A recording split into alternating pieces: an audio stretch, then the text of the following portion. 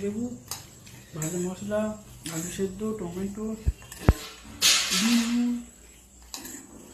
দেখো আমার মা সকালবেলায় কি খাবার তৈরি করেছে, বুঝতেই পারছো, একদম পুষ্টিকর খাবার। অক্ষয় কুমার খাচ্ছে এই খাবারটা দেখো। আবার অক্ষয় কুমার খাচ্ছে এই খাবারটা।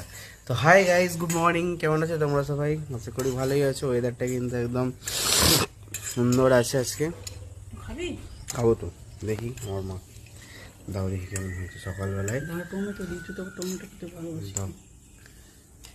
টমেটোটা পড়েই গেল জানি।